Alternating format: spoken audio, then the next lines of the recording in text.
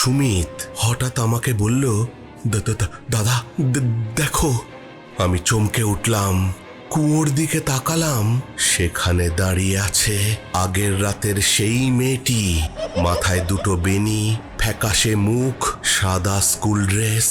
সেই মেয়েটা কুয়োর দিকে আঙুল দেখালো আর বলল, ওটাই আমার বাড়ি, ওখানেই আমি থাকি।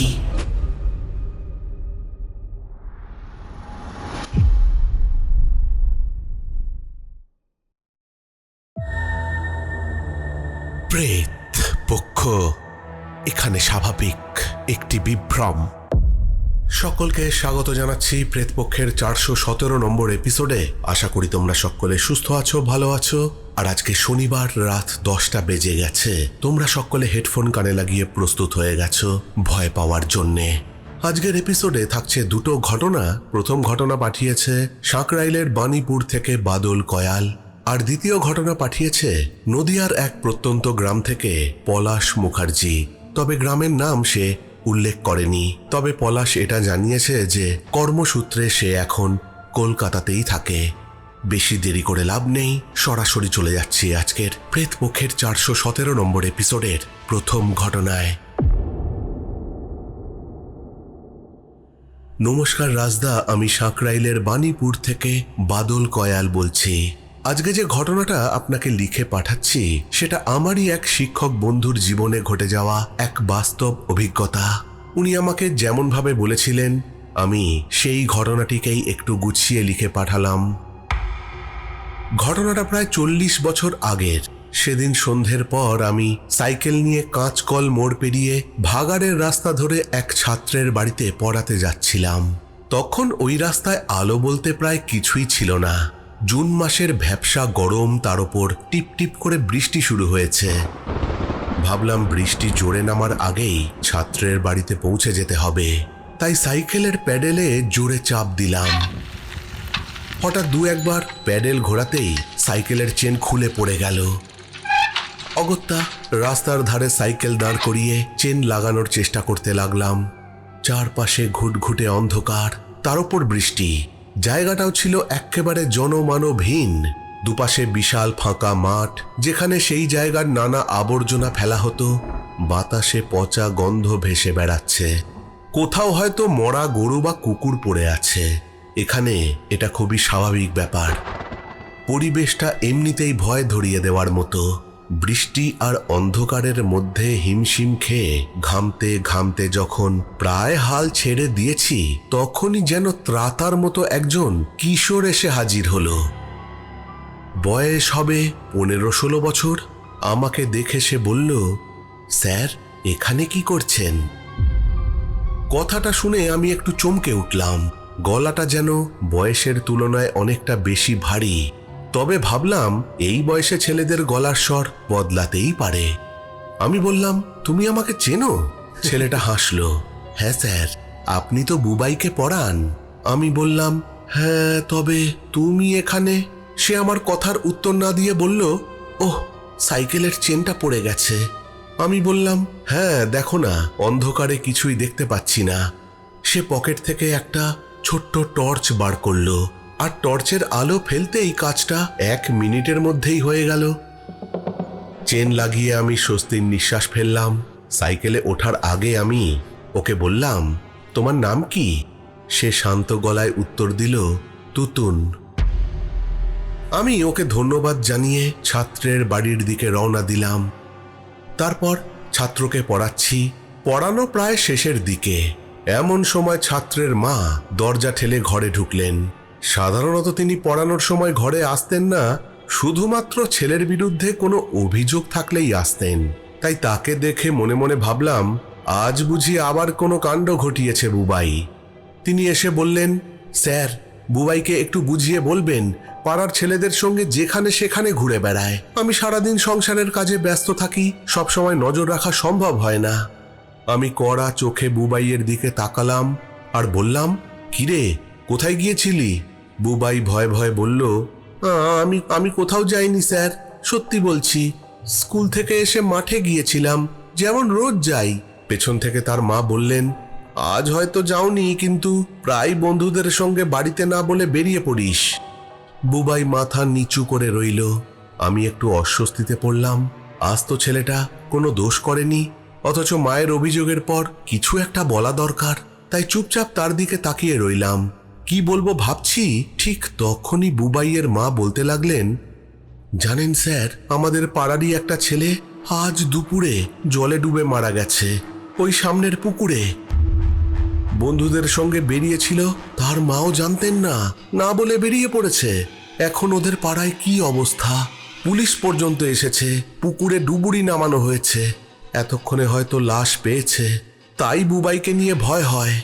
হঠাৎ বুবাই বলে উঠল, তুতুনদা তো সাঁতার জানতো না, তাহলে পুকুরে কেন গেল, কেন নামলো?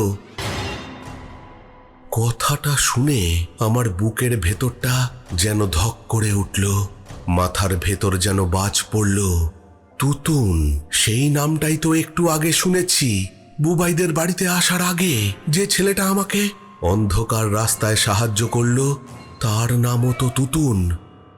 ছাত্র আর তার মা তখন নিজেদের মধ্যে কথা বলছে, কিন্তু আমার কানে আর কিছুই ঢুকছে না। আমার সারা গা হাত পা যেন অবশ হয়ে উঠল। কয়েক মিনিট সময় লাগলো নিজেকে সামলাতে। তারপর কোনো রকমে গলা শক্ত করে বুবাইকে বললাম, আচ্ছা অনেক হয়েছে, মায়ের কথা শুনবি, আর কোনোদিন যেন শুনি না তুই বাড়িতে না বলে কোথাও গেছিস। সেদিন বাড়ি ফেরার পথে আমি জীবনে যতবার রাম নাম করেছি, হয়তো তার অর্ধেকও আর কোনোদিন করিনি। অন্ধকার রাস্তা, টিপটিপ বৃষ্টি, ভাগাড়ের দুর্গন্ধ আর সেই ভারী গলার কিশোরটির মুখ বারবার চোখের সামনে ভেসে উঠছিল। আজও ভাবলে গায়ে কাঁটা দেয়। পরে বুবাইয়ের থেকেই জানতে পেরেছিলাম তুতুন পুকুরে ডুবে মারা গিয়েছিল এবং ডুবুরিরা তার লাশ উদ্ধার করে। তার পকেটে পাওয়া গিয়েছিল একটা ছোট্ট টর্চ। তাহলে ব্যাপারটা কি দাঁড়ালো? যে ছেলেটা দুপুরে জলে ডুবে মারা গিয়েছিল, সেই কি আমাকে সাহায্য করতে এসেছিল, নাকি সবটাই কাকতালীয়? এর উত্তর আমার আজও জানা নেই।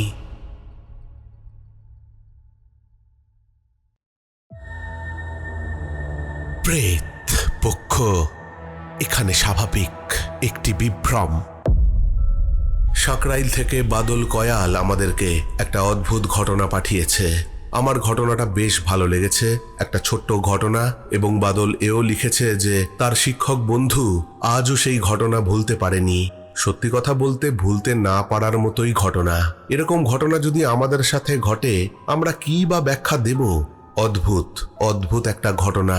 চলে যাব আজকের দ্বিতীয় ঘটনায়। তবে ঘটনায় যাওয়ার আগে একটা কথা বলতে চাই যে তোমরা প্রত্যেকে ঘটনা যদি ভালো লাগে তাহলে অবশ্যই একটা লাইক দিয়ে দেবে, সাবস্ক্রাইব করে পরিবারে জয়েন করে যেও যারা নতুন ঘটনা শুনছো।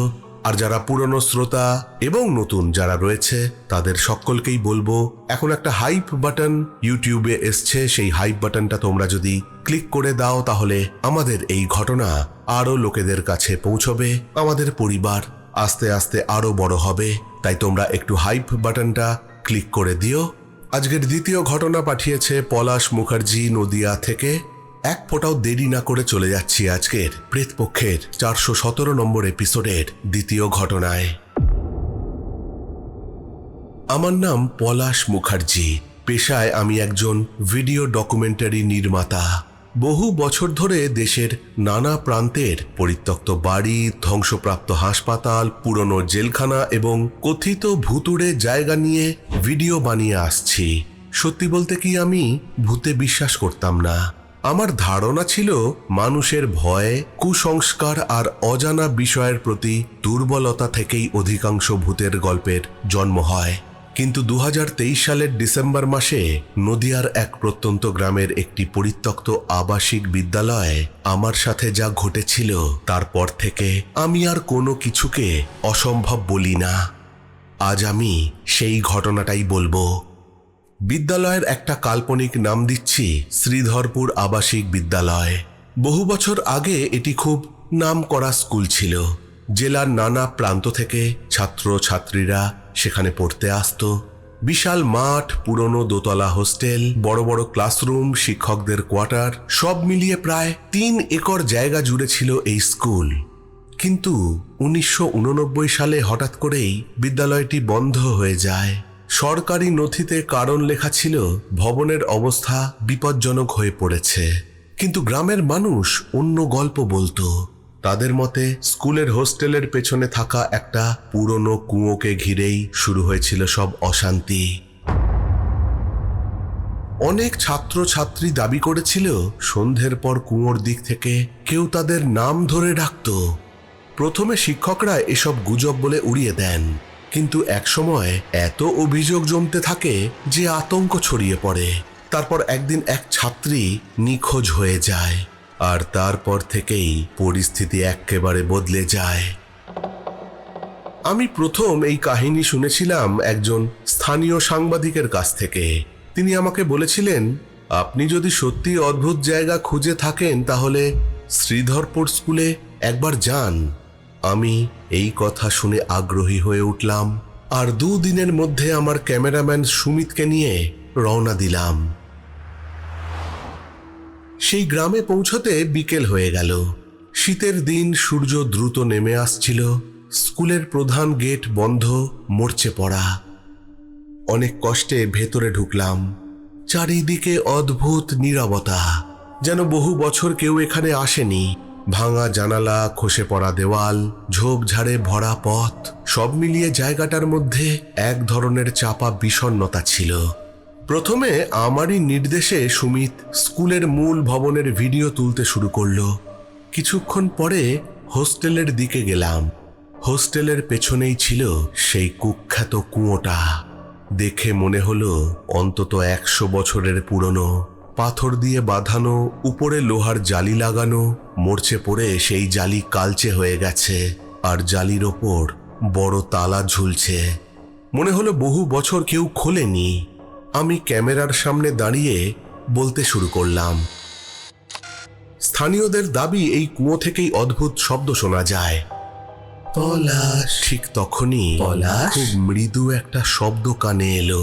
কেউ যেন দূর থেকে ফিস ফিস করে বলল, পলাশ। আমি কথা থামিয়ে চারিদিকে তাকালাম। কেউ কোথাও নেই। সুমিত কিছু শুনেছে কিনা জিজ্ঞাসা করলাম। সে না বলল। আমি বিষয়টা গুরুত্ব দিলাম না। তারপর আমি আবার কথা বলতে শুরু করলাম। এই কুয়োটা হয়তো 100 বছরের বেশি পুরনো। পলাশ, পলাশ। আবার সেই শব্দ। আমার বুকের ভেতর কেমন একটা করে উঠল। আমি জিজ্ঞাসা করলাম, এই সুমিত, তুই ডাকলি? সুমিত বলল, না তো। তার মুখেও বিস্ময়। আমি নিজেকে বোঝালাম, হয়তো হাওয়ার শব্দ। আমি ভুল শুনছি নাকি ক্লান্তিতে এরকম হচ্ছে। এদিকে সন্ধে নামতে শুরু করেছে। আমরা কাজ শেষ করে বেরিয়ে যাবার প্রস্তুতি নিচ্ছি। ঠিক তখনই একটা শব্দ এলো, এবার খুব কাছ থেকে। এদিকে দেখো। আমার সারা শরীরে কাঁটা দিয়ে উঠল। সুমিত এবার শুনেছে। তার মুখ ফ্যাকাশে। সে বলল, দাদা চলুন এখান থেকে যাই। কিন্তু আমার কৌতূহল তখন বেড়ে গেছে। আমি কুয়োর কাছে এগিয়ে গেলাম। জালির ফাঁক দিয়ে নিচে তাকালাম। দেখলাম ঘন অন্ধকার, কিছুই দেখা যাচ্ছে না। আমি আমার পকেটে থাকা একটা ছোট্ট টর্চ নিয়ে জ্বালালাম। আলো নিচে পড়তেই মনে হলো জলটা যেন নড়ে উঠল। অনেকক্ষণ তাকানোর পর যখন আমি আলোটা বন্ধ করব, আলো জ্বালানো আর বন্ধ করার মধ্যে 1 সেকেন্ডের জন্যে একটা ছোট্ট অবয়ব দেখতে পেলাম সেই কুয়োর মধ্যে। আমি ততক্ষণে কুয়োর দিক থেকে মুখ ফিরিয়ে নিয়েছি, আর আমার বুকটা ছ্যাঁত করে উঠল। আমার চোখ কুঁচকে গেছে। কি দেখলাম? আমি আবার আলো ফেললাম। সেই কুয়োর মধ্যে কিন্তু কুয়ো খালি। আমরা জিনিসপত্র নিয়ে সেখান থেকে ফিরে আসি। সেই রাতে আমরা সেই গ্রামেই থেকে গেলাম। সুমিত সেই গ্রামেরই এক বৃদ্ধের বাড়িতে আমাদের থাকার ব্যবস্থা করেছিল। সেই বৃদ্ধের নাম আমি এখানে উল্লেখ করছি না, কিন্তু রাতে খাবারের সময় আমি সেই স্কুলের ইতিহাস তার থেকে জানতে চাইলাম। কেননা বৃদ্ধ মানুষ, তার কাছে এই স্কুলের ইতিহাস অবশ্যই জানা যাবে। বৃদ্ধ দীর্ঘশ্বাস ফেলে প্রথমে বললেন, ও আমি কিছু জানি না। তারপর আমি আর সুমিত অনেক পীড়াপিড়ি করার পর তিনি আমাদেরকে বললেন, আপনারা কি মেঘলার কথা শুনেছেন? আমি বললাম, মেঘলা? সে কে? তিনি বলতে শুরু করলেন, মেঘলা ছিল স্কুলের ৮ম শ্রেণীর ছাত্র, শান্ত মেধাবী মেয়ে। এক শীতের রাতে হঠাৎ নিখোঁজ হয়ে যায়। সে হস্টেলেই থাকতো। সারা স্কুল খোঁজা হয়, পুলিশ আসে, কোথাও তার সন্ধান পাওয়া যায় না। মাসখানেক পরে কুয়োর ভেতর থেকে তার স্কুল ব্যাগ উদ্ধার করা হয়, কিন্তু দেহ পাওয়া যায়নি। কেউ বলল সে পালিয়ে গেছে, কেউ বলল অপহরণ হয়েছে, কিন্তু গ্রামের মানুষ বিশ্বাস করত মেঘলা কুয়োর মধ্যেই পড়ে মারা গেছে। আমরা জিজ্ঞাসা করলাম, তারপর? বৃদ্ধ চুপ করে রইলেন, তারপর নিচু স্বরে বললেন, তারপর থেকে বাচ্চারা নাম ধরে ডাক শুনতে পেত। আমার হাতের গ্লাস মাটিতে পড়ে যাচ্ছিল। বৃদ্ধ বললেন, সেই ডাকের সাড়া যে দিত সে অসুস্থ হয়ে পড়ত। এর বেশি আর কিছুই জানি না। রাতে আমরা ঘুমোতে গেলাম। রাত প্রায় 2টো হবে। হঠাৎ আমার ঘুমটা ভেঙে যায়। কেউ যেন আমার নাম ধরে ডাকছে। জানালার বাইরের অন্ধকার থেকে সেই ডাক আমি শুনতে পাচ্ছি, পলাশ, পলাশ। শব্দটা যেন দূর থেকে আসছে।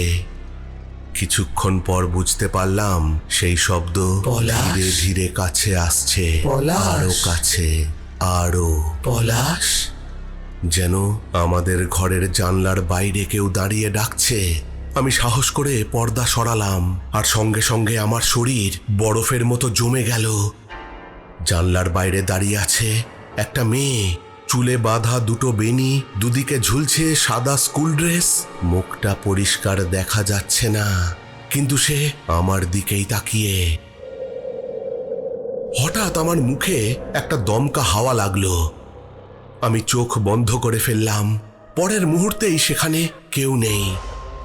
আমি তাড়াতাড়ি টর্চ নিয়ে জানলার বাইরে টর্চের আলো ফেলে দেখি, না, কেউ কোথাও নেই। পরের দিন সেই স্কুল বাড়িতে আমরা আবার গেলাম। সুমিত যেতে চাইছিল না, কিন্তু শেষ পর্যন্ত রাজি হলো। আমরা নানান জায়গা ঘুরে দেখতে থাকলাম। আমরা স্কুলের নিচতলায় বিভিন্ন ঘর ঘুরে দেখছি। হঠাৎ আমরা দুজনেই শুনতে পেলাম ওপরতলা থেকে একটা শব্দ। কেউ যেন দৌড়ে একদিক থেকে অন্য দিকে চলে গেল। আমরা তাকালাম সেই দিকে, কিন্তু এই পুরো ভবন তো খালি। সুমিত ভয়ে কাঁপতে শুরু করলো। আমি ক্যামেরা হাতে সিঁড়ি বেয়ে উঠলাম ওপরে। দোতলায় পৌঁছে দেখলাম একটা লম্বা করিডোর, বিশাল লম্বা সেই করিডোর। কিছুক্ষণ সেখানে দাঁড়িয়ে করিডোরের দিকে তাকিয়ে রয়েছি। হঠাৎ করিডোরের একেবারে অন্য প্রান্তে একদিক থেকে আরেক দিকে একটা ছায়ামূর্তি তীর বেগে দৌড়ে চলে গেল। কয়েক সেকেন্ডের মধ্যেই আমি দেখতে পেয়েছিলাম সেটা একটা ছোট্ট মেয়ে। সেই আগের রাতের মতো চুলের 2টো বেনি, সাদা স্কুল ড্রেস। আমি স্পষ্ট লক্ষ্য করেছিলাম। আমি দৌড়ে গেলাম সেই দিকে। সেখানে দেখলাম একটা ঘর, দরজাটা আধ খোলা, দরজাটা মৃদু কাঁপছে।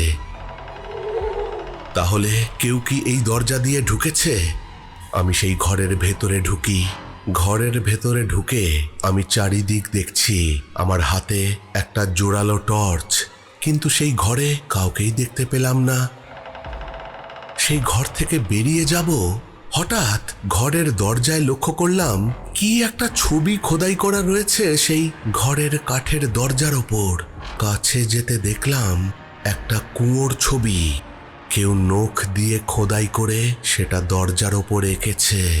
আরো কাছে যেতে দেখলাম সেই কুয়োর ভেতর থেকে একটা হাত বেরিয়ে আছে।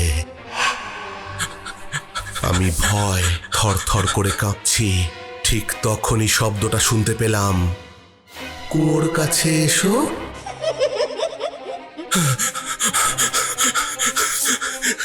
কে কে? আমি আতঙ্কেই কে কে করে উঠলাম। দরজা দিয়ে বাইরে যেতেই দেখি সুমিত দূরে দাঁড়িয়ে আছে। তার মুখে আতঙ্ক। সে বাইরের দিকে আঙুল নির্দেশ করছে। আমি পরিষ্কার বুঝতে পারলাম সুমিত বলছে সেই কুয়োর দিকে যেতে। ততক্ষণে সন্ধে নেমে গেছে। আমি আর সুমিত টর্চ জেলে সেই করিডোর দিয়ে নিচে নেমে এলাম। তারপর সেই ভবন থেকে বেরোতে যাব, হঠাৎ আমার টর্চটা দপ করে নিভে গেল। সুমিত হঠাৎ আমাকে বলল, দাদা দেখো। আমি চমকে উঠলাম, কুয়োর দিকে তাকালাম। সেখানে দাঁড়িয়ে আছে আগের রাতের সেই মেয়েটি, মাথায় দুটো বেনি, ফ্যাকাশে মুখ, সাদা স্কুল ড্রেস। সেই মেয়েটা কুয়োর দিকে আঙুল দেখালো আর বলল, ওটাই আমার বাড়ি, ওখানেই আমি থাকি। তারপর সেই মেয়েটা কুয়োর মধ্যে ঝাঁপ দিল।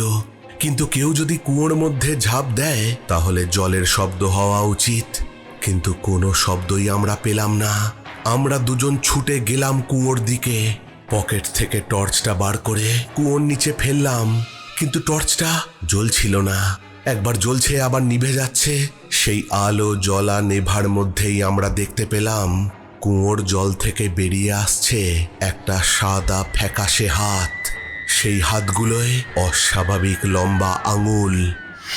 তারপর যেটা দেখলাম সেটা দেখার জন্য আমি আর সুমিত কেউই প্রস্তুত ছিলাম না। দেখলাম সেই মেয়েটি কুয়োর শ্যাওলা মাখা দেওয়াল বেয়ে ধীরে ধীরে ওপরের দিকে উঠে আসছে। আমি আর সুমিত আর এক মুহূর্ত সেখানে দাঁড়াইনি। ছুট দিয়েছিলাম গ্রামের সেই বৃদ্ধের বাড়ির দিকে। ভুল করেও আমরা আর পেছনের দিকে তাকাইনি। আর পরের দিনই আমি আর সুমিত কলকাতার উদ্দেশ্যে রওনা দিয়েছিলাম।